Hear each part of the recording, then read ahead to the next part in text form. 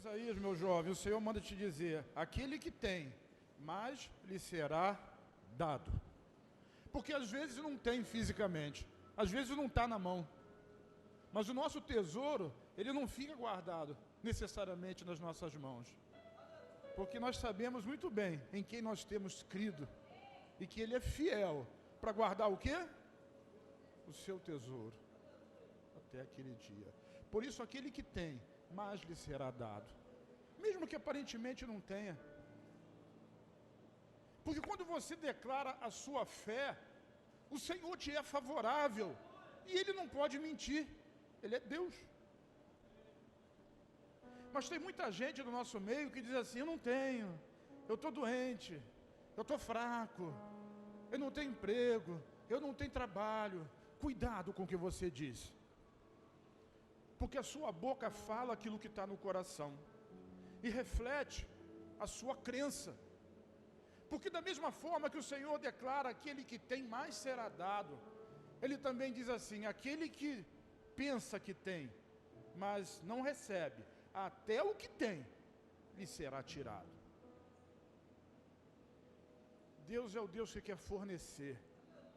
Agora, a bênção de Deus, ela é tratada por nós e precisamos ter fé. Diga fé. Glória a Deus. Eu estou muito animado. Eu estou começando o ano muito animado.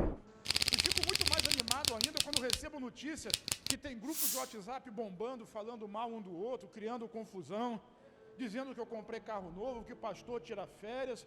Porque todas as vezes que o diabo se levanta contra mim é porque a aceleração do crescimento vai ser maior, vai ser tremenda, vai ser extraordinária. E sabe, tem coisas que na vida, que graças a Deus não depende da voz do interlocutor. A palavra comum para interlocutor é a do falador, do fofoqueiro, do disseminador de problema. A palavra certa, ela vem do Senhor. E quando até a crise de Covid parece que quer se levantar de novo, não tenha medo. Se apegue à palavra. Se segura na palavra, na tikvá, na corda da esperança. Porque a palavra de Deus para você, meu irmão, é assim: o mundo pode estar em trevas, e está em densas trevas, com medo da falência. Um amigo me mandou um comentário de alguém, porque a ONU resolveu dizer que a expectativa de crescimento do PIB do Brasil para 2022, entre 180 países, ele ficaria em penúltimo lugar. E as pessoas estão apavoradas, estão com medo de onda de Covid. Mas o que a palavra de Deus diz para quem é crente é que as trevas cobrirão a terra, mas na sua casa, na sua vida, resplandecerá a luz do Senhor. A luz do Senhor está sobre a sua casa, sobre a sua família, sobre a sua vida, sobre os seus negócios, sobre o seu trabalho. Ele te abençoará. O sangue de Jesus cobre a sua casa. Você devia orar isso todo dia. Não saia de casa sem dizer: Senhor, campa os teus anjos, me cobre com teu sangue, me livra de toda enfermidade e doença, me livra de todo perigo. O Senhor, Ele é contigo, Ele te abençoa, Ele te guarda, Ele te prospera. E eu fico muito animado, porque eu sei que nós vamos extrapolar os limites do crescimento, da provisão, da prosperidade. Nesse ano de 2022, as células multiplicarão, a igreja ficará superlotada a ponto da gente não poder ficar aqui ou ter que fazer 2, 3 ou 4 cultos. Eu sei que a sua casa será abençoada. Sabe, eu sei que a bênção de Deus, ela vai ser derramada de uma forma potente, forte, gloriosa, abundante graça sobre a sua vida. E quanto mais a gente sabe que menos a gente merece, mais graça de Deus é derramada sobre nós. Diga assim: eu recebo. Amém. Deixa eu entrar na palavra, porque senão eu vou só declarando a palavra profética para você. Eu recebi muitas essa semana, mas eu preciso compartilhar um ensinamento da palavra de Deus. Repete comigo assim: o sangue e a água. Sabe, é muito importante a gente entender. E eu queria que você agora ativasse o seu módulo cerebral. Não deixe o seu cérebro dentro da bolsa, nem coloque ele dentro do seu bolso, irmão. Deixe ele ativado agora e receba do Espírito Santo aquilo que Ele quer falar com você. Deus quer falar com você nessa noite. Diz amém. Glória a Deus. Então o sangue e a água. O sangue e a água tem toda uma representação, e tem todo um simbolismo, e tem toda uma circunstância, uma importância que é muito grande e é extraordinária. Então nós estamos no ano da aceleração, todo mundo sabe disso, mas ajustes precisam ser feitos. E às vezes a aceleração do Senhor, Ele trabalha exatamente em cima dos ajustes que precisam ser feitos. Então nós precisamos entender uma verdade. Nós somos salvos pelo sangue. Repete comigo. Eu sou salvo pelo sangue. Porque é o sangue de Jesus que te salvou, que te remiu, que te redimiu, que te justificou. Então entenda isso, eu sou salvo pelo sangue, pelo sacrifício único de Jesus. E uma vez aquela obra consumada, Deus, Jesus, se assentou no trono ao lado de Deus. Isso significa o quê? Significa que no ato que você crê no Senhor Jesus, você nasceu de novo. Você é uma nova criatura, você tem um espírito novo, um espírito recriado, você tem um novo coração. É o sangue, é o poder do sangue. Contudo, a natureza carnal, o pensamento ruim, o desejo da carne, a vontade de pecar, o medo, a ansiedade, o estresse, elas ainda continuam presentes na vida de muitas pessoas. E para que isso seja extirpado, é necessário que haja uma nova lavagem, não do sangue, mas a lavagem da água, diga, da água. Na Bíblia, a água ela representa o Espírito Santo, mas ela também representa a palavra de Deus. Se o sangue de Jesus te salvou, te justificou, e isso foi feito de uma única vez para todos sempre, você não vai perder a sua salvação.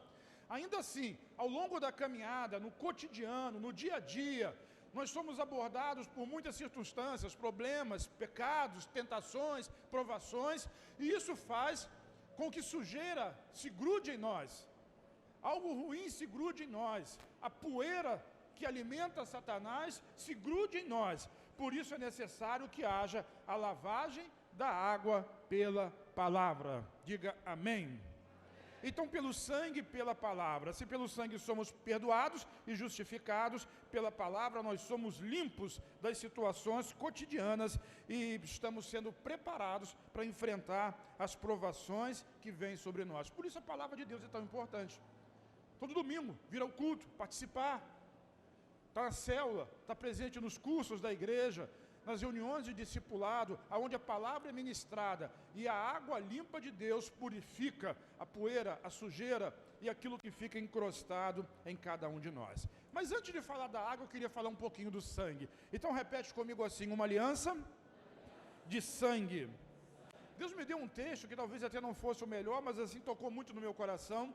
E eu quero ler com vocês Gênesis capítulo 22, versículos de 2 a 6. Esse é um texto em que Deus chama Abraão e diz: Abraão, pega o teu filho, o teu único filho, leva no lugar aonde eu vou te mostrar e oferece ele ali como sacrifício e holocausto. Vamos ver o texto, porque ele fala por si só. Versículo 2 diz assim: acrescentou Deus: toma teu filho, teu único filho Isaque, a quem amas, e vai-te à terra de Moriá. Oferece-o ali em holocausto sobre um dos montes que eu te mostrarei. Deixa eu explicar rapidamente. Abraão, ele morava na região montanhosa, perto de onde era Sodoma e Gomorra, antigamente, nas campinas do Jordão. E Deus chama ele e diz assim: Abraão, eu quero colocá-lo à prova, eu preciso que você entregue o seu filho para mim. Então pega o seu filho Isaque, leva ele e oferece ele a mim em sacrifício nas montanhas de Moriá. Interessante, porque as montanhas de Moriá é exatamente aonde foi construído o templo de Jerusalém, muitos anos depois, durante o reinado de Salomão. Mas tudo na Bíblia é muito profético. E esse oferecimento, esse sacrifício de Isaque, ele precisava acontecer exatamente na cadeia montanhosa, aonde 2.500, 3.000 anos depois, o próprio Filho de Deus seria sacrificado. É bom a gente entender isso, porque existe ali uma aliança de sangue que salva, que justifica e que purifica. Então, Deus disse: oferece-o ali em holocausto, sobre um dos montes que eu te mostrarei. Versículo 3, levantou-se, pois, Abraão, de madrugada, e tendo preparado o seu jumento, tomou consigo 2 dos seus servos e a Isaque, seu filho, rachou lenha, diga rachou lenha, Então ele rachou lenha, muito importante, rachou lenha para o holocausto e foi para o lugar que Deus havia lhe indicado. Ao terceiro dia, erguendo Abraão os olhos, viu o lugar de longe. Então disse a seus servos: esperai aqui com o jumento, eu e o rapaz iremos até lá, e havendo adorado, voltaremos para junto de vós. Tomou Abraão a lenha do holocausto e a colocou sobre Isaque. Repete comigo. Abraão pegou a lenha e colocou sobre Isaque, seu filho. Ele, porém, levava nas mãos, diga, o fogo e o cutelo. E assim ambos caminhavam juntos. Todo mundo conhece esse texto. E a religião, ele ensina. E a religião ela é interessante porque ela sempre nos coloca como centro. Então todo texto que muitas das vezes a gente ouve pregar, o que o pregador faz no seu ensino é nos colocar como centro daquela palavra, como se ela fosse dirigida diretamente para nós. Então por isso muita gente diz assim: essa palavra, a religião ensina isso, essa palavra me coloca no lugar de Abraão. E diz assim: meu amigo, meu filho, meu irmão, se você quer alcançar alguma dádiva de Deus, você precisa ofertar o seu Isaque. Quem já ouviu isso? Deixa eu ver. Você precisa ofertar o seu Isaque. Muita gente já ouviu isso. A religião também diz assim: você precisa ser como Isaque e se colocar à disposição, se entregar, ser obediente a seu pai, ser obediente a Deus.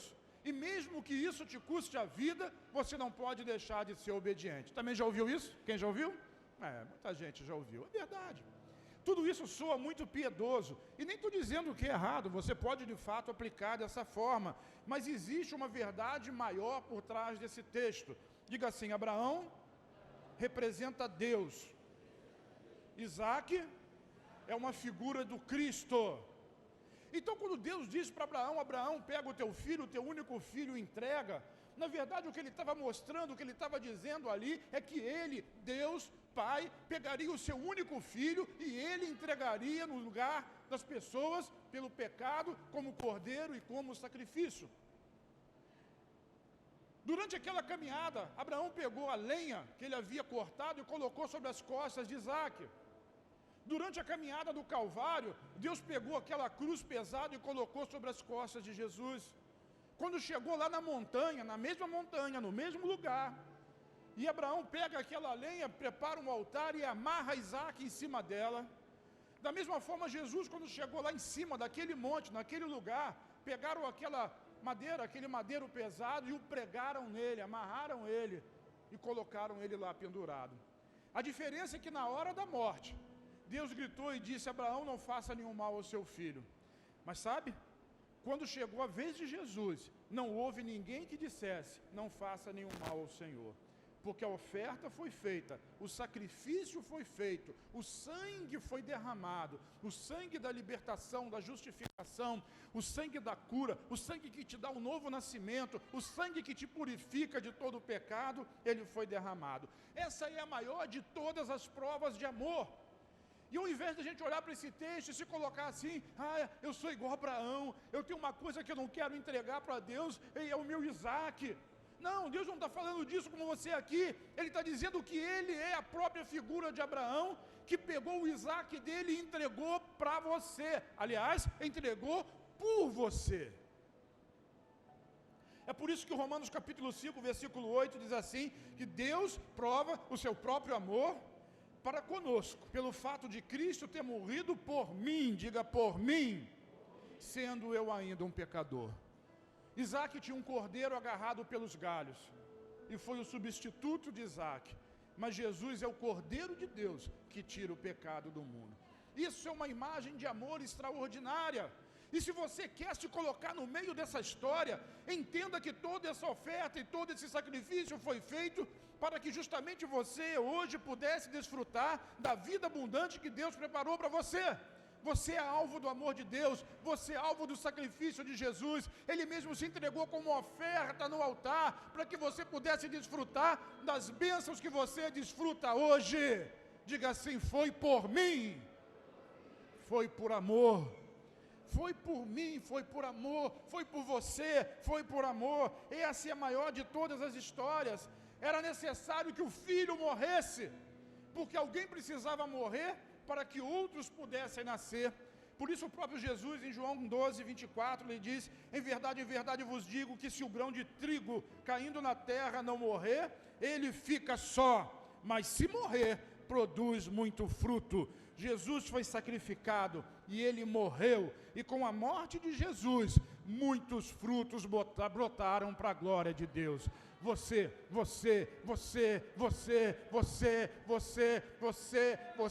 são frutos que nasceram porque um dia o grão de trigo caiu na terra, um dia ele morreu, e quando ele ressuscitou, ele te deu poder para ressuscitar também para uma nova vida. Ele é a primícia daqueles que dormem, e nós somos seus irmãos, filhos de Deus, pelo sangue, pelo sacrifício, pela aliança que foi feita e pelo preço que foi pago. Diz amém. Eu e você somos frutos de uma semente de amor. Essa semente precisou brotar e brotou, e nós somos o broto, nós somos o fruto que saiu dessa semente. Lá em Hebreus capítulo 9, versículo 22, diz assim: com efeito, Hebreus 9, 22, com efeito, quase todas as coisas, segundo a lei, se purificam com sangue. Repete comigo: sem derramamento de sangue, não há remissão de pecados. Sabe, a salvação é de graça, a justificação é de graça para você, mas para Deus custou a morte do seu filho. Para Jesus custou dor, sofrimento e morte, para que você pudesse ser feito filho de Deus, todos aqueles que creem no nome do Senhor. E quando eu estudava essa palavra, o Senhor me deu uma profunda revelação do amor dele, e isso mexeu comigo de uma tal forma. Por quê? Porque um amor como esse precisa haver uma atitude de reciprocidade. Não pode alguém viver debaixo de um manto de amor, de sacrifício, de glória, e como resposta a esse amor, tudo que tem é um grande nada para entregar de volta. E não estou lhe dizendo que aquilo que Deus quer que você entregue de volta é alguma coisa que vai fazer você merecer, mas é uma resposta para alguma coisa que você recebeu da parte dele, e ele espera assim que você se aproxime dele, pelo menos acreditando que ele é o Senhor, ele é poderoso para te salvar e para mudar a sua história. A gente estava aqui no louvor cantando, agora nesse momento, e o Espírito Santo falou comigo, disse para eles aquilo que Jesus disse para a mulher samaritana no livro de João capítulo 4. Sabe o que Jesus disse para aquela mulher? Quando aquela mulher veio com papo de religião, quando aquela mulher veio com um papinho de religião, os judeus dizem que tem que adorar em Jerusalém, os samaritanos no Monte Gerizim, e Jesus cortou a conversa dela e disse assim: Deus está procurando verdadeiros adoradores, que adorem ao Pai em espírito e em verdade.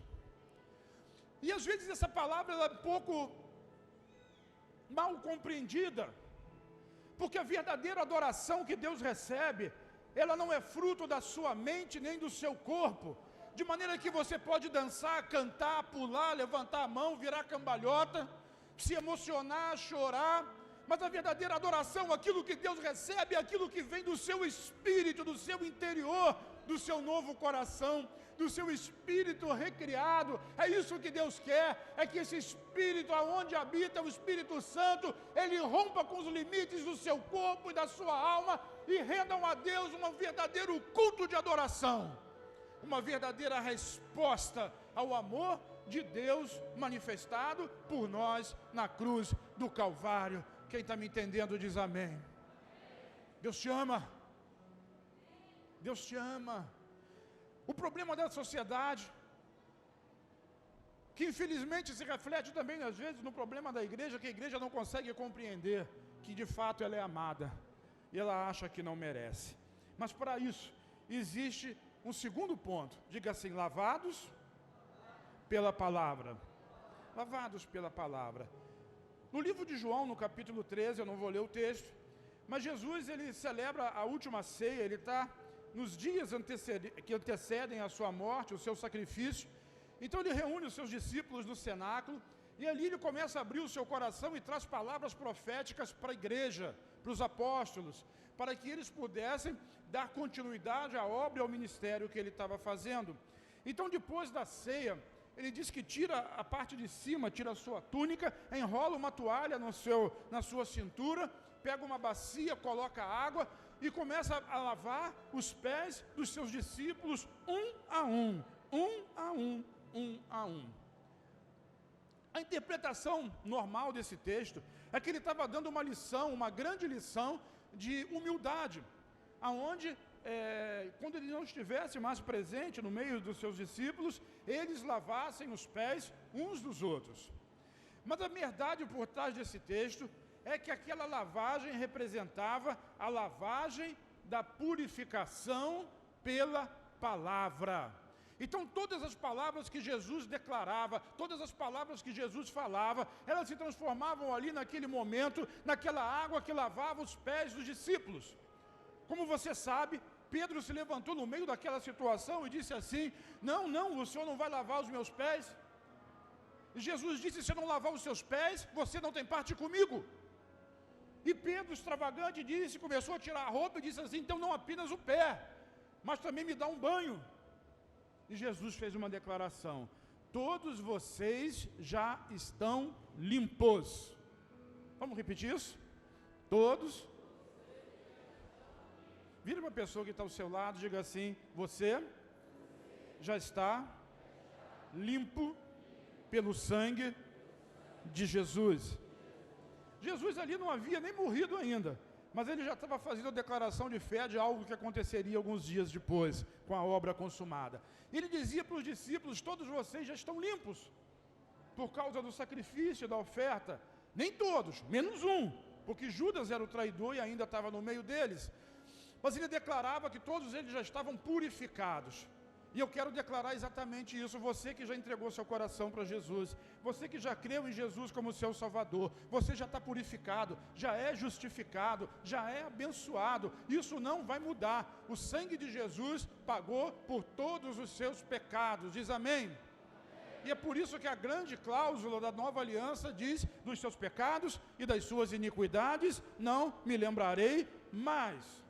Contudo, Jesus já disse que ele não precisava tomar um banho completo, porque eles já eram purificados, mas era necessário que os seus pés fossem lavados. Porque quando você anda para lá e para cá, sobretudo nas ruas da Palestina daquela época, que não tinha um calçamento, a poeira agarrava nos pés. Então assim, aquela poeira, se você conhece a Bíblia, sabe que lá em Gênesis, quando a serpente foi condenada por Deus na tentação, Deus estabeleceu uma punição e disse: do pó você se alimentará. Então, o pó que agarra, que Jesus estava mencionando, estava declarando e estava falando, era o pecado que continuaria permeando, circulando e envolvendo a vida deles. Então, era necessário que essa poeira, esse pecado, fosse lavado pela purificação da água. A água representa a palavra, e as arestas que precisam ser aparadas na vida de um crente, elas são aparadas exatamente através da pregação da palavra, da ministração da palavra. Elas são aparadas exatamente através da meditação da palavra. Então, quando a palavra ali é pregada, ela é para que você entenda que você tem uma aliança irrevogável com o Senhor, firmada no sangue dele. Firmada no sangue? De novo, firmada no sangue? Não é naquilo que você faz, é naquilo que ele fez. Qual é a minha parte? Crer só. E você é justificado, é perdoado, é salvo. Tem igrejas por aí que ensinam que o indivíduo pode perder a salvação se pecar, ou se afastar da igreja. Então imagina a grande loucura: está salvo? Está perdido? Está perdido? Está salvo? Está salvo? Está perdido? Pecou? Está perdido? Pediu perdão? Está salvo? Não é assim. Isso anula o sacrifício de Jesus, a obra consumada. Jesus morreu uma vez só, para que através de um único sacrifício todos os pecados da humanidade fossem perdoados. Pecados passados, pecados presentes e pecados futuros. Eu quero dizer, tem pastor que tem medo de dizer isso, mas até os pecados que você ainda vai pecar, Jesus já perdoou na cruz. Mas existe uma lavagem, que é a lavagem da palavra, E é o que nós fazemos aqui todas as semanas. Você precisa ser limpo, ser lavado pela purificação da palavra de Deus. Então vamos à Bíblia, Efésios capítulo 5, versículos 25, 26 e 27. Eu só vou usar o livro de Efésios. Eu fui assim muito, eu ia dizer tentado, né? Mas o tentador não tenta ninguém a pregar a palavra, né? Então eu fui muito provocado a falar sobre diversos outros textos, mas a gente vai ficar aqui a noite inteira. Então só Efésios. Eu não sei se você sabe, mas Efésios, a igreja de Éfeso, aonde Paulo escreve a carta aos Efésios, é considerada a igreja mais espiritual. Tinha os crentes mais santificados, igreja de Éfeso. Como, por exemplo, a igreja de Corinto era considerada a igreja mais carnal. E assim as igrejas, elas têm as suas características. Mas todos eram salvos, lavados, justificados pelo sangue do Cordeiro. Mas havia algo mais. Vamos ver. Aqui Paulo faz uma comparação, uma analogia com o casamento. Então o versículo 25 diz assim: maridos, que cada um de vocês ame a sua esposa, como também Cristo amou a igreja e se entregou por ela. E Paulo está dizendo aqui com relação a Cristo e a igreja. E é um bom conselho para o marido, obviamente, fazer da mesma forma. Mas o que você precisa entender, você que é a igreja de Jesus, quem é a igreja? A igreja é esse prédio? A igreja somos? A igreja sou? Porque você é a habitação do? Ainda agora no ano da aceleração eu vou falar sobre isso. Sobre o tabernáculo de Moisés, o tabernáculo de Davi. E a promessa do profeta que Deus queria reconstruir o tabernáculo de Davi. E não o templo de Salomão, nem o tabernáculo de Moisés. Dá vontade de falar, mas não vou falar sobre isso hoje não. Fica aí esperando. A única coisa que eu vou dizer para você, e você já sabe disso, é que no tabernáculo de Moisés, a arca da aliança, que representava quem? O Senhor Jesus, ela ficava atrás de um véu grosso. E só o sumo sacerdote podia entrar ali uma vez por ano. Sabe qual a diferença do tabernáculo de Davi? Você conhece a história. Saul foi levantado rei e deixou a arca lá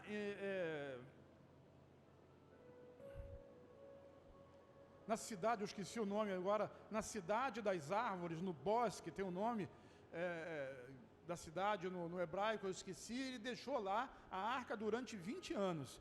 E num determinado momento, quando Davi assumiu o trono, o primeiro desejo do coração dele foi trazer a arca de volta. Você sabe que teve aquele problema todo com Obed-Edom, com Uzá, a arca foi parar na casa de Obed-Edom. Mas sabe qual a verdade que tem sobre isso tudo? Quando Davi traz de novo a arca para Jerusalém, ele prepara um tabernáculo que chama-se a tenda de Davi. Sabe qual a diferença da tenda de Davi para o tabernáculo de Moisés? Na tenda de Davi não havia separação nenhuma entre o lugar santo e o santo dos santos. O povo, qualquer um, podia se aproximar da tenda de Davi e adorar o Senhor. Por isso os levitas cantavam durante dia e noite, porque a presença do Senhor Jesus estava no meio do povo. E quando Deus fala sobre isso, ele diz assim: adoradores, eu quero restaurar o tabernáculo caído de Davi. Por quê? Porque no tabernáculo de Davi não há separação. Qualquer um. Quem? Quem é qualquer um? É você, Samuel. É qualquer um. É você. Qual o seu nome? Não ouvi, mas é você. Stephanie. É qualquer um, Stephanie. Até Priscila. Até Gabriel Vascaíno. Qualquer um. Qualquer um. Eu posso entrar no santo lugar. Então entenda que existe alguma coisa muito importante por trás disso. É a sua posição. Repete, a minha posição. Diga posição. Então olha que Paulo diz: como Cristo também amou a igreja e se entregou por ela. Para quê? Ele responde: para que a santificasse, tendo-a purificado por meio da... Não ouvi? Lavagem de água pela palavra. Jesus se entregou na cruz e salvou, mas agora a palavra dele precisa purificar você pela lavagem, para que você seja santificado debaixo dessa palavra. Para quê? Versículo 27. Para apresentar a si mesmo como igreja gloriosa. Vamos repetir isso comigo, diga assim: eu sou igreja gloriosa, sem mácula, sem mancha, sem ruga, nem coisa semelhante. Segura na mão da pessoa que está ao seu lado, diga assim junto com ela: nós somos santos e sem defeito.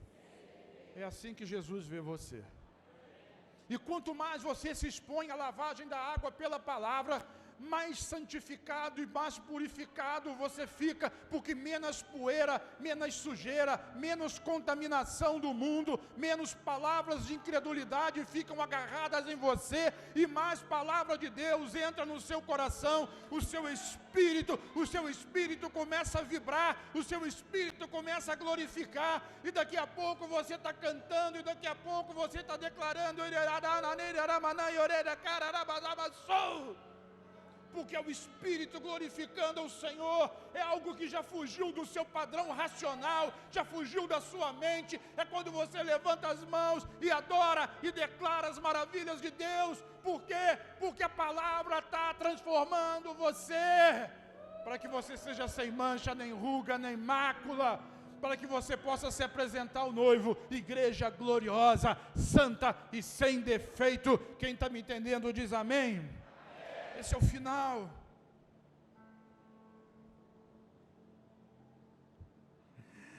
Agora, essa palavra, se ela for mal aplicada, pode parecer lei. Quando alguém diz assim: você, se não ouvir a palavra, vai virar um pecador. Não é isso.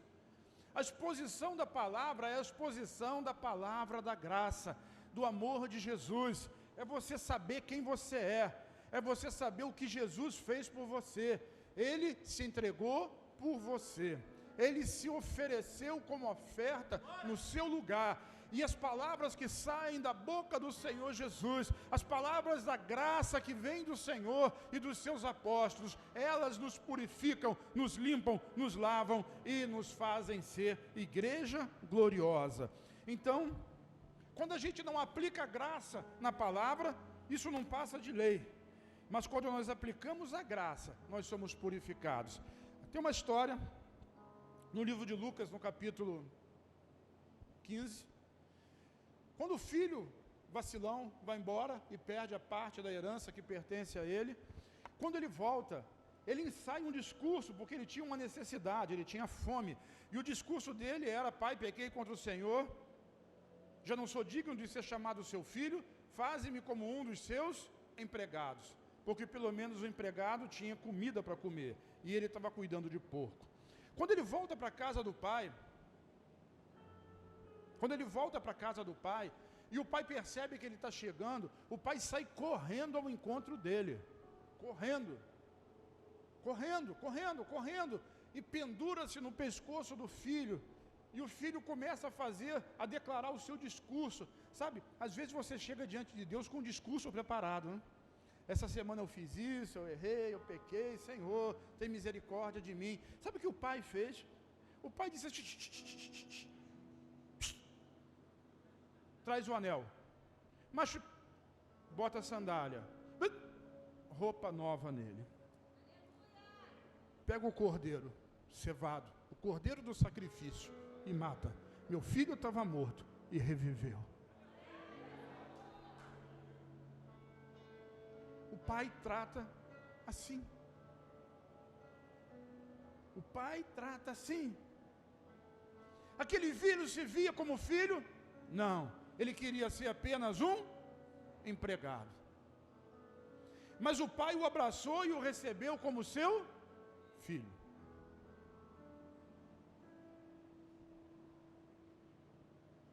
A goteira aqui que está me agoniando. Fica pingando aqui na minha frente o tempo todo. O pai recebeu ele como filho. Sabe, não importa aquilo que você faz, existe uma aliança de sangue. Você tem uma posição, diga, a minha posição é a posição de filho. Diga filho, diga de novo filho. Mulheres digam filha, homens digam filho. É isso que você é.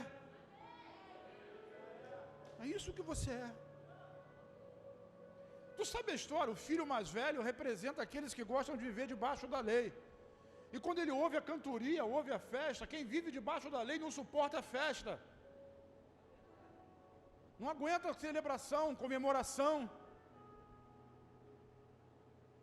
Não pode nem fazer churrasco. E o cara ainda reclamou do churrasco que ele nunca teve. E disse para o pai, pai, cheio de autopiedade, cheio de justiça própria. Tem muito crente assim ainda, irmão. Você não. Vira para quem está do seu lado, você não. Mas por aí, nas células de homens não tem isso. Deve ter nas células de jovem. Acho que na célula do Jean deve ter muito isso. O camarada cheio de justiça própria. Pai, eu te servi durante todos esses anos. Esse teu filho estava lá gastando dinheiro com prostituta. E eu aqui trabalhando. E você nunca me deu um contrafilé, uma picanha, para eu comemorar com os meus amigos. Eu deixou o pai de fora. Nunca desobedeci você. Tem gente que acha que nunca desobedeceu a Deus. Mas sabe qual foi a resposta do pai? A mesma do filho. Filho, tudo que eu tenho é teu. Seu filho estava morto e reviveu. É justo que a gente se alegra. Vem para a festa. Vamos festejar. Vamos nos alegrar. Você tem uma posição. Seja você um religioso que acha que tudo pode ser justificado pelas suas atitudes. Seja você um vacilão perdido que cometeu muitos pecados durante a semana. Se você é filho, o pai te recebe de volta. Você tem uma posição. Diga de novo, a minha posição é a posição de filho. Voltando a Efésios capítulo 4, versículos de 1 a 3, diz assim, lavagem da água pela palavra, hein? Por isso eu, o prisioneiro do Senhor, Paulo está falando a respeito dele, peço que vocês vivam, repete a palavra vivam, é o verbo viver, né? Vivam, está no gerúndio, vivam de maneira digna da vocação que vocês foram chamados. Sabe, quando a gente tem um chamado, quando a gente tem uma posição, nós precisamos viver de acordo com a posição que nós temos.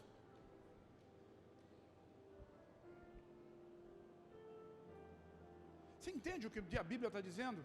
Nós precisamos viver de acordo com a posição que nós temos. Ou seja, as nossas atitudes, a nossa fala, o nosso comportamento, ele está diretamente ligado à minha posição, a quem eu sou e a que eu faço. Se você pegasse o meu Instagram, e se você não me segue ainda no Instagram novo, que é @pfernandosouza, e visse uma foto minha na balada, provavelmente você não viria aqui no próximo domingo, e ainda se pudesse fazer, ia colocar em todos os grupos de WhatsApp para que as pessoas também não viessem, porque aquele pastor estava na balada. Você nunca vai me ver na balada. Porque eu tenho medo da balada? Não, porque eu tenho uma posição. Eu sou filho, eu sou amado. O meu lugar não é lá, o meu lugar é aqui. Isso é lavagem da água pela palavra. E o que eu estou dizendo para você é que a sua vida deve ser vivida. Não é isso que a Bíblia diz ali? Bota lá o texto para mim de novo. Por isso eu, prisioneiro do Senhor, peço que vocês, qual é o verbo que está escrito ali? Vivam. Vivam aonde? Vivam a sua vida. Mas de que maneira? Digna da vocação que você foi chamado. Assim é a sua vida. Vive ela, desfruta dela, goze dela. É a vida abundante, mas de acordo com a vocação que você foi chamado. Porque a sua vida, ela está ligada diretamente à sua posição. Posição. O que Cristo fez por você, o que Cristo deu para você. Você é justo, diga justo. Então eu vivo como um justo. Diga, eu sou abençoado. Então você vive como um abençoado. Eu sou santificado. Eu viva de acordo com a sua posição. E quando você entende a sua posição, viver dessa forma é muito fácil. Difícil é querer se enganar. Difícil é você querer menosprezar a graça do Senhor e dizer que a graça permite que você faça o que você quiser. Não, não e não.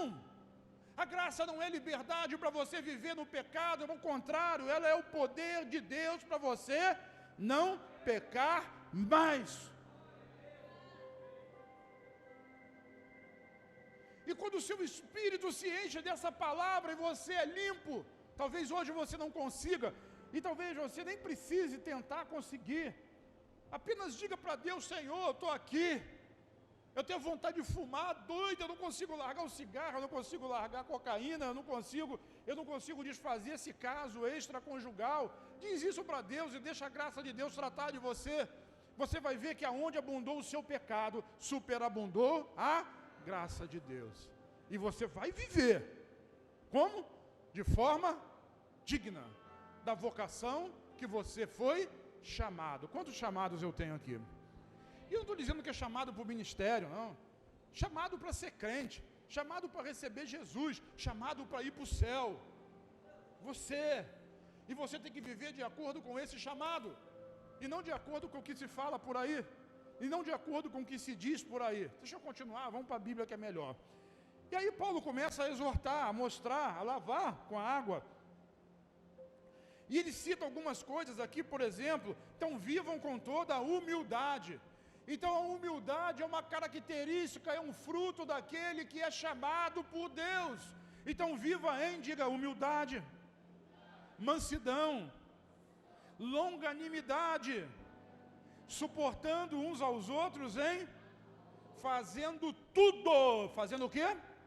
Para preservar a unidade do Espírito pelo vínculo da paz. É assim que nós devemos viver. De forma digna, com mansidão, com humildade, com longanimidade, suportando aquele que não entende isso em amor, suportando aquele que critica em amor, fazendo de tudo, para quê?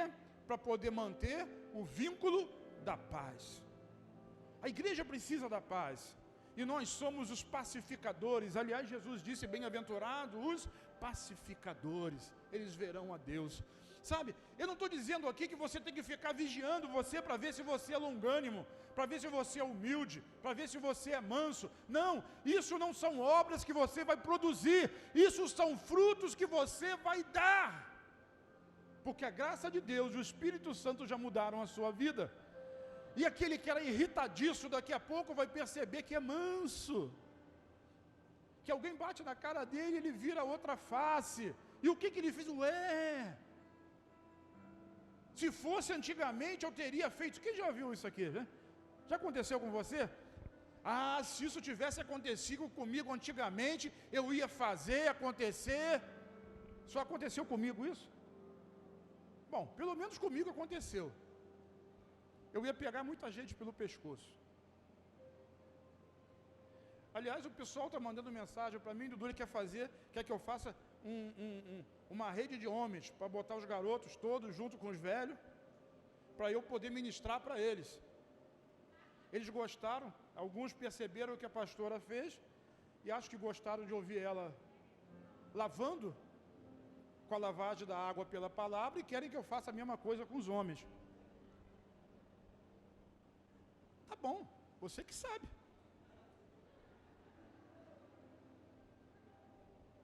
Jean baixou a cabeça e fez assim.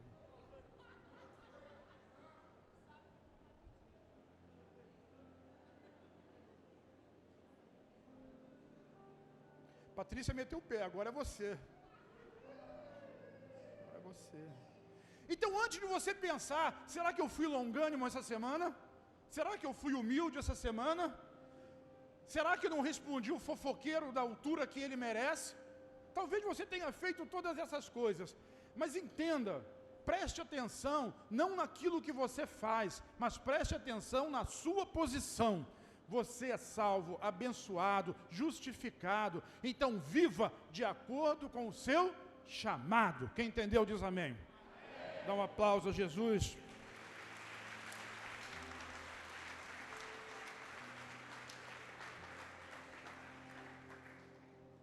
Então é assim que nós devemos viver.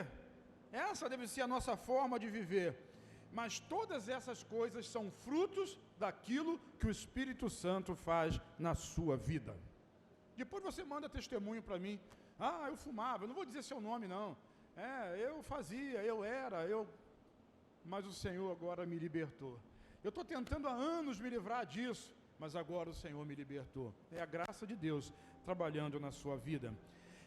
Efésios capítulo 5, versículos de 1 a 5 diz assim: portanto, olha novamente Paulo ensinando a partir da posição.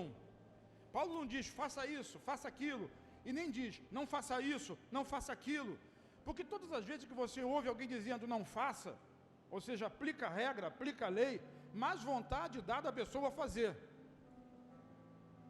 Parece aquela mãe que chama a filha, eu não sei se a pastora já disse para isso para vocês, diz assim: minha filha, nunca deixa o rapaz botar a mão.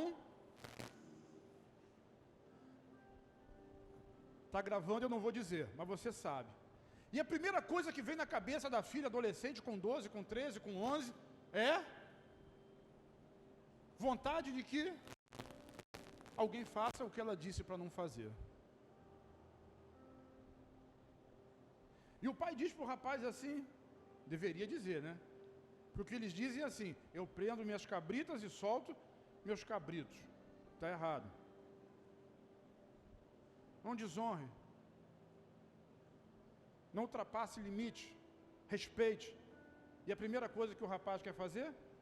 Ultrapassar limite. Porque um limite foi imposto. E quando um limite é imposto, a vontade das pessoas é ultrapassar o limite. Tem coisa que é boa, né? Quando o coach diz assim: rompa o seu limite. Mas o diabo diz a mesma coisa: rompa o seu limite. Lembra o que ele disse para Adão, para Eva? O que o Senhor disse? Que não pode comer dessa árvore? Rompa o seu limite, você vai ser igual a Deus. Rompa o seu limite, você vai ser igual àquela atriz. Rompa o seu limite, você vai ser igual àquele ator. Rompa o seu limite, você vai ser... É isso que você quer? É isso que o diabo está desafiando você. Então a lei não resolve. O que resolve é você entender quem você é. Quando a pessoa entende, e falando de família, quando os pais conseguem demonstrar que os filhos são amados, esses filhos nunca vão permitir que os seus limites sejam violados. Nunca. Porque sabem que são amados pelos pais.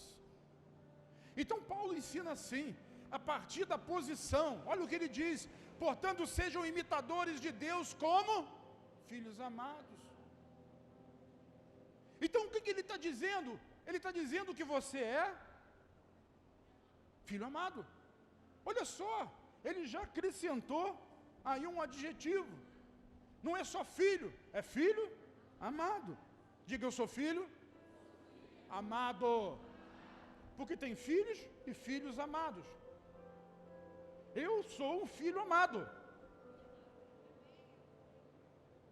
Nem tenho irmão para dividir esse amor. Eu sou um filho amado. Você é um filho amado? Fala para eles ouvirem. Eu sou filho amado demais.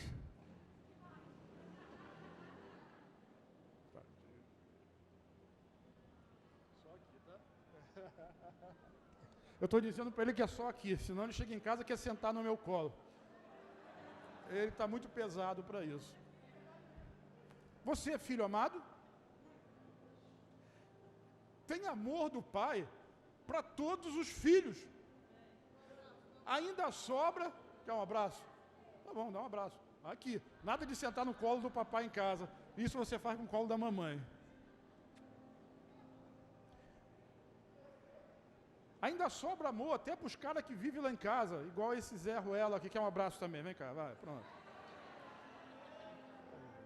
Você tomou banho hoje, né? Passou perfume, cheiroso. Isso aí.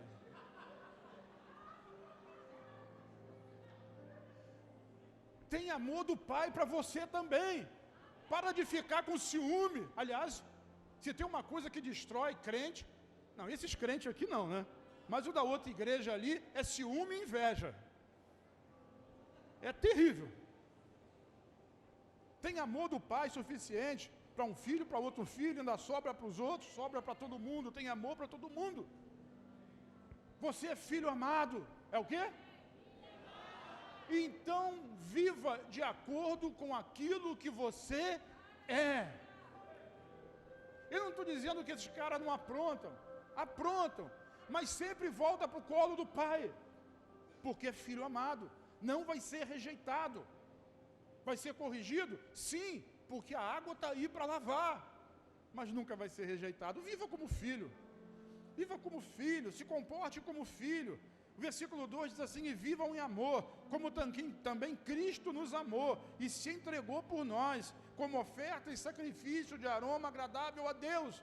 Como é que você vive? Você vive pensando naquilo que Cristo fez por você. Isso é aroma agradável para Deus. A sua vida passa a ser cheirosa, ó. Deus dá uma fungada no seu cangote, igual eu faço com eles. E eles andam perfumados, porque sabem que eu não gosto de ninguém fedido perto de mim. Fica a dica. Para quem quer entender, uma letra é uma letra, uma palavra é uma palavra, uma frase é uma frase, uma oração é uma oração. Então tem amor para todo mundo, viva conforme esse amor que você recebeu. Aquele amor sacrificial que foi feito por você, se comporte baseado nisso, viva baseado nisso, pense baseado nisso, olhando para Jesus sempre. E aí ele começa a falar de coisas que são cotidianas da pessoa, e diz assim, que a imoralidade sexual, toda impureza ou avareza, não sejam nem sequer mencionadas entre vocês. Bem, há santos. Quem é santo? Eu sou santo. Então, se você é santo, viva como tal. Você já venceu esse negócio de imoralidade sexual, de impureza, de avareza. Você não precisa mais ficar escondido, entrando na internet para ver pornografia. Você pode ter a sua namorada, o seu namorado, orar com ele, e não precisa fazer sexo com ele antes do tempo, nem ficar fazendo piadinha. Essas coisas não condizem. Mas eu não estou dizendo isso como lei, eu estou dizendo que você é filho amado. Então como é que você se comporta? De acordo com o amor do Pai. Do amor do Pai por você, como santos e como filhos. E o que ele diz ali é que essas coisas não se deve nem comentar a respeito, porque você é filho, porque você é amado. Ele fala ali de avareza, né? Avareza mexe com crente, porque crente é avarento. Avarento é aquele cidadão que gosta muito de dinheiro, gosta muito de ganhar dinheiro, gosta muito de guardar dinheiro, não é generoso. E se você continuar lendo aqui, vai ver que o avarento, ele é idólatra. O avarento, ele é idólatra. O que é idolatria? Idolatria é você colocar qualquer pessoa, qualquer coisa, qualquer situação ou circunstância acima de Deus. Então o avarento é aquele que coloca o seu dinheiro, os seus recursos, interessante, que às vezes é o dinheiro que nem tem. Nem tem. É um duro. Pobre. Sabia que Jesus morreu para que você não fosse pobre? Mas você continua pobre. Por quê? Porque é avarento. Não está vivendo de acordo com aquilo que Jesus fez por você. Jesus se fez maldição por nós, para que nele nós fôssemos abençoados. E as formas de maldição é pobreza, é doença, é morte. Jesus morreu para que você não fosse pobre, mas é avarento. Aí quando você é avarento, você é idólatra. E quando você é idólatra, você no final, não dá para eu explicar tudo aqui por causa do tempo, mas no final você está dizendo para Deus assim: Deus, eu não acredito que o Senhor vai me sustentar. Não acredito. Então, eu nunca vou dar dízimo, porque eu não acredito que o Senhor vai me sustentar, e 10% é muito. É muito. Então o que ele está dizendo é que se você tem uma vida de santidade, se você tem uma vida de justiça, se você é filho amado, você tem que se comportar como tal. O filho amado acredita no seu pai. O filho amado acredita no seu pai. E se o pai diz uma coisa, eu estou longe de ser igual a Deus, mas se eu prometo qualquer coisa para os meus filhos, eles sabem que eu vou cumprir, porque eles acreditam que são filhos amados e que eu vou cumprir o que eu prometi. Mas você é crente, você não acredita que Deus vai cumprir aquilo que Ele prometeu para você, por duas razões. Ou você acha que você não merece, porque você é pecador e está todo sujo, e quando você faz isso, você está anulando o sacrifício de Jesus. Você está dizendo que o sacrifício de Jesus não foi suficiente para santificar, para justificar e para perdoar você. E você continua se vendo como pecador miserável. E Jesus já pagou um preço para que você fosse justificado, redimido, abençoado. Quem me entende diz amém. Nunca mais se refira a você mesmo como um pecador miserável, porque Jesus pagou um preço para que você fosse igual a Ele. E como é que eu faço? Vive de acordo com isso. Então não seja avarento, seja longânimo, seja manso, seja humilde, porque a avareza é idolatria, e quando você é avarento, você não acredita que Deus pode abençoar você. Ou então é invejoso. Como eu disse, aqui nós não temos invejoso, mas por aí tem muito. Então, se Deus me deu condição de comprar um carro novo, você fica assim, não vou mais entregar dízimo porque o pastor está comprando um carro novo. E você acha que Deus não tem o suficiente para dar um carro novo para mim e um melhor ainda para você? Qual o seu problema? Você não está agindo como filho amado. Eu estou pensando em ir para os Estados Unidos, dar uma volta em Paris, mas se eu tirar uma foto na beira da Torre Eiffel, ninguém mais vai querer dar dízimo, porque todo mundo é avarento e vai pensar assim, está gastando o meu dinheiro lá. Quando você faz isso, você está se relacionando sem fé naquele que sustenta e abençoa você. Aí você não acredita. E ele está dizendo, não seja avarento. Avarento é aquele que não é generoso, é aquele que não abre a mão, e às vezes nem tem, e não consegue abrir a mão de jeito nenhum. Não acredita que Deus vai abençoar. Misericórdia, né? Como é que pode? Como é que pode ter crente assim ali na outra igreja, né? Pergunta para quem está do seu lado, por que pode? Hein? Tem crente assim, tudo quanto é igreja. Aqui não, mas em tudo quanto é lugar tem gente assim, que não entende a graça de Deus, não entende o amor de Deus, não acredita que Deus ele vai suprir cada uma das nossas necessidades, como diz lá Filipenses capítulo 4, versículo 19, o meu Deus, segundo as suas riquezas, as riquezas dele, suprirá cada uma das minhas necessidades em Cristo Jesus. Não acredita nisso? Eu acredito. Eu vivo por isso, eu vivo para isso, é desse jeito que eu sou. Porque essa é a minha fé. Por quê? Eu sou melhor do que alguém? Não. Mas eu me comporto como filho. Eu me comporto como filho. Você devia se comportar como filho também. Quando os meus filhos sentam à mesa, e daqui a pouco, quando voltar do culto, nós vamos sentar à mesa para jantar, ou para lanchar, ou para comer, sei lá o que for. Não sei o que vai ser. Está ansioso. O Daniel não vira para mim e diz assim, pai, eu posso pegar um pedaço do que tiver na mesa? Não. Ele vai lá e pega, com força. Com força. E quando sobra o último pedaço, ele diz assim, ninguém quer não? É meu. Quando você senta na mesa do pai, você não precisa pedir para o pai, será que eu posso receber essa migalha? Será que eu posso comer esse pedacinho de pão? Será que eu posso? Você é filho amado. E o pai não é avarento com você. Ele te abençoa. Ele quer te abençoar cada vez mais. E como é que eu me comporto? Como filho amado.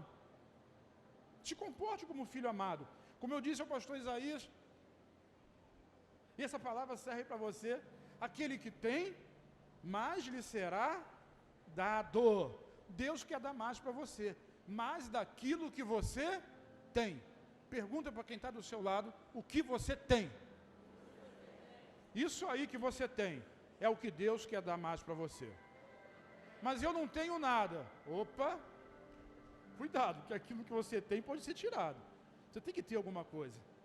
Mesmo que não esteja na sua mão, pela fé, você tem que crer que todas as bênçãos celestiais são suas em Cristo Jesus. E aquilo que você tem, mais lhe será dado. Deus quer dar mais para você. Quem pode dizer amém? Continuando, ele diz assim: não usem de linguagem grosseira, versículo 4.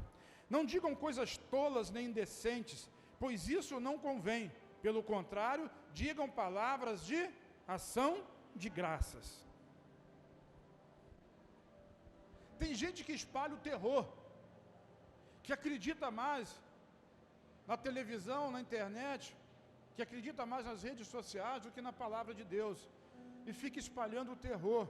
Aqui é lugar de cura, aqui é lugar de fé, aqui é lugar de salvação, aqui é lugar de transformação. Mas eu estou com medo, eu vou ficar em casa, pois eu declaro sobre a sua vida: praga alguma chegará na sua tenda, mal algum te atingirá. Por quê? Porque você está debaixo do esconderijo do Altíssimo, à sombra do Onipotente, e nada, nenhuma arma forjada, como diz Isaías 54, atingirá você, porque o Senhor se levantará e defenderá aqueles que creem nele. Tem alguém que pode dizer amém? Eu digo amém para isso. No final, no versículo 5, ele faz uma advertência. Fiquem sabendo disso, diz Paulo: nenhum imoral, impuro ou avarento, porque a avareza é idolatria, porque a avareza é idolatria, tem herança no reino de Deus, ou tem herança no reino de Cristo. Calma. Paulo não está dizendo que você não vai para o céu, porque você é avarento, ou porque você é idólatra, ou porque você pecou. Paulo está dizendo que você não vai ter vez no reino de Cristo, não vai herdar com os outros, por causa disso. Porque você está sendo lavado pela palavra. O sangue te justifica. Diga: o sangue me justifica. Você é salvo, nada vai mudar isso. Você é salvo, abençoado, sabe? Isso não vai mudar, você é justificado.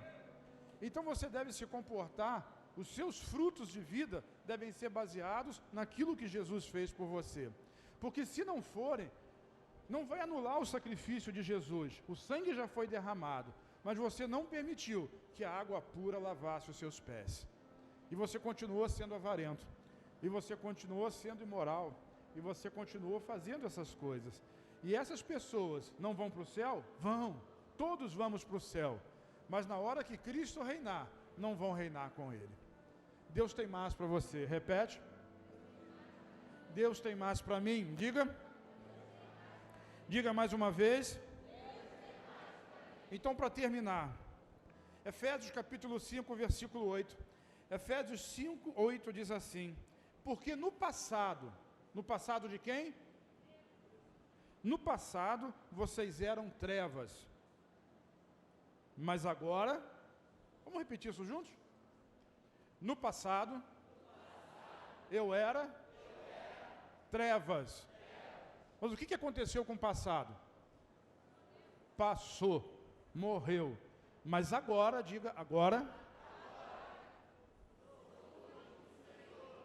No passado você era trevas, mas agora você é luz. Então viva como? Vivam como filhos da luz. Quantos são iluminados pelo Senhor? Quantos eram trevas no passado, mas hoje são filhos da luz? Se você é filho da luz, fica de pé comigo agora em nome de Jesus.